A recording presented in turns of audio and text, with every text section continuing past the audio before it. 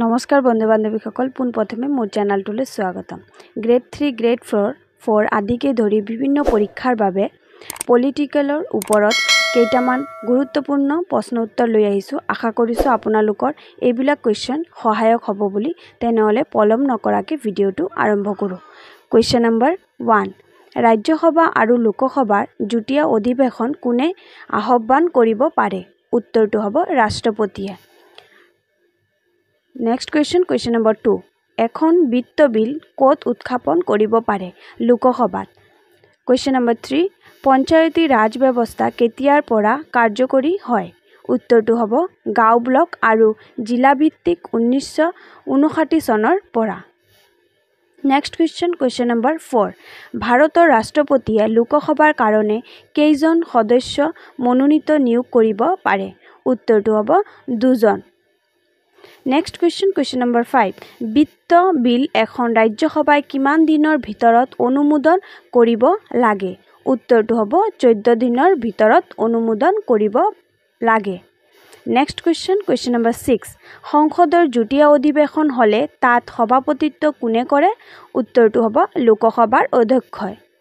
Next question number 7, বিত্তীয় সংস্কাৰ কিমান দিনৰ মূৰত বহে?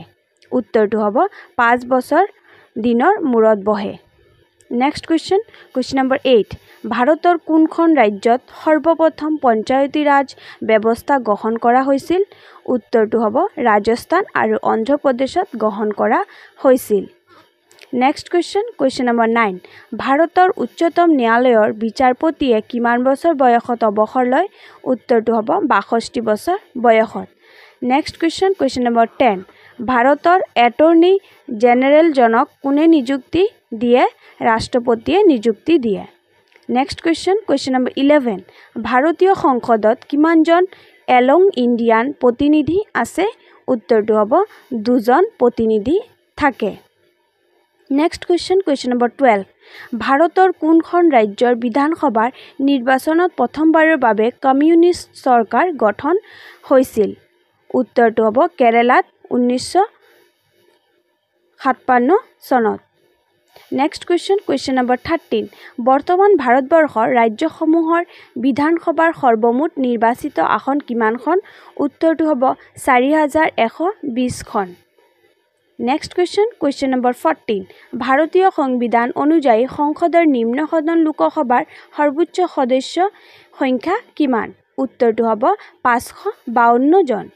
নেক্সট কুৱেশ্চন নম্বৰ 15, ৰাষ্ট্ৰপতিৰ পদ খালী হোৱাৰ কিমান দিনৰ ভিতৰত নতুনকৈ নিৰ্বাচন অনুষ্ঠিত কৰিব লাগে? উত্তৰটো হ'ব 6 মাহৰ ভিতৰত অনুষ্ঠিত কৰিব লাগে। নেক্সট কুৱেশ্চন নম্বৰ 16, ভাৰতীয় সংবিধানে কেন্দ্ৰীয় শাসিত অঞ্চলবোৰৰ শাসনৰ দায়িত্ব কাৰ হাতত ন্যস্ত কৰিছে? উত্তৰটো হ'ব ভাৰতৰ ৰাষ্ট্ৰপতিৰ হাতত ন্যস্ত কৰিছে। নেক্সট কুৱেশ্চন নম্বৰ 17, ভাৰতৰ কোনখন ৰাজ্যৰ পৰা লোকসভালৈ অধিক সংখ্যক সদস্য নিৰ্বাচিত হয়? উত্তৰটো হ'ব উত্তৰ প্ৰদেশ, 80খন আসন সদস্য নিৰ্বাচিত হয়। নেক্সট কুৱেশ্চন নম্বৰ 18, ৰাষ্ট্ৰপতি নিৰ্বাচিত প্ৰাৰ্থী হিচাপে কেইজন সদস্য মনোনীত হ'ব পাৰে? উত্তৰটো হ'ব 12জন সদস্য মনোনীত হ'ব পাৰে। নেক্সট কুৱেশ্চন নম্বৰ 19, ভাৰতৰ সংসদত কেইখন সদন আছে আৰু কি কি? উত্তৰটো হ'ব 2খন সদন আছে, উচ্চ সদন ৰাজ্যসভা আৰু নিম্ন সদন ৰাজ্যসভা। এইটো কুৱেশ্চন নিম্ন সদন লোকসভা আৰু এইটো কুৱেশ্চন খুবেই গুৰুত্বপূৰ্ণ, আপোনালোকে ভালকৈ চাব। নেক্সট কুৱেশ্চন নম্বৰ 20, সংসদৰ কোনখন সদনক জনসাধাৰণৰ সদন বুলি জনা যায়? উত্তৰটো হ'ব লোকসভাক জনসাধাৰণৰ সদন বুলি জনা যায়। নেক্সট কুৱেশ্চন নম্বৰ 21, লোকসভাৰ নিৰ্বাচনত প্ৰতিদ্বন্দ্বিতা কৰা প্ৰাৰ্থী এজনৰ বয়স কিমান হ'ব লাগে? উত্তৰটো হ'ব 25 বছৰ হ'ব লাগে। নেক্সট কুৱেশ্চন নম্বৰ 22, ৰাজ্যসভাৰ সদস্য এজনৰ নিম্নতম বয়স কিমান? উত্তৰটো হ'ব 30 বছৰ। নেক্সট কুৱেশ্চন নম্বৰ 23, সংসদৰ যুটীয়া অধিৱেশন কোনে আহ্বান কৰে? উত্তৰটো হ'ব ৰাষ্ট্ৰপতিয়ে সংসদৰ যুটীয়া অধিৱেশন আহ্বান কৰে।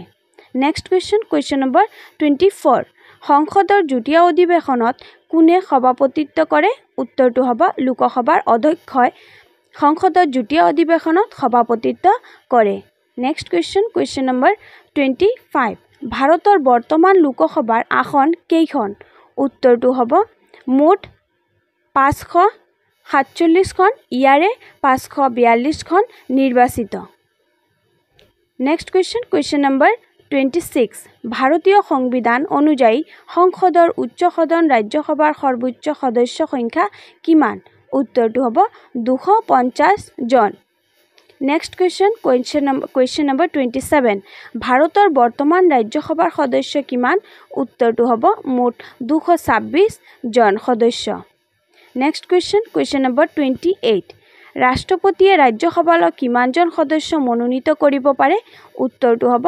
12 জন সদস্য মনোনীত কৰিব পাৰে নেক্সট কুৱেশ্যন নম্বৰ 29 ভাৰতবৰ্ষৰ কোনখন ৰাজ্যৰ বিধানসভা লোকসভা আৰু ৰাজ্যসভাত সৰ্বাধিক আসন আছে উত্তৰটো হ'ব উত্তৰ প্ৰদেশৰ বিধানসভাৰ 403 লোকসভাত 80 আৰু ৰাজ্যসভাত 31খন next question number 30 protection of women from domestic violence bill খন কেতিয়া পাছ হৈছিল উত্তৰটো হ'ব 2005 চনৰ 3 জুনত এইটো কুৱেশ্যন খুবেই গুৰুত্বপূৰ্ণ আপোনালোকে নোট কৰি ৰাখিব নেক্সট কুৱেশ্যন নম্বৰ 31 মহিলাৰ বাবে ৰাষ্ট্ৰীয় যথানুপাত আঁচনি কেতিয়া গঠন কৰা হয় উত্তৰটো হ'ব 1988 চনত নেক্সট কুৱেশ্যন নম্বৰ 32 ভাৰতৰ প্ৰথমগৰাকী মুখ্য নিৰ্বাচন আয়ুক্ত কোন আছিল উত্তৰটো হ'ব সুকুমাৰ সেন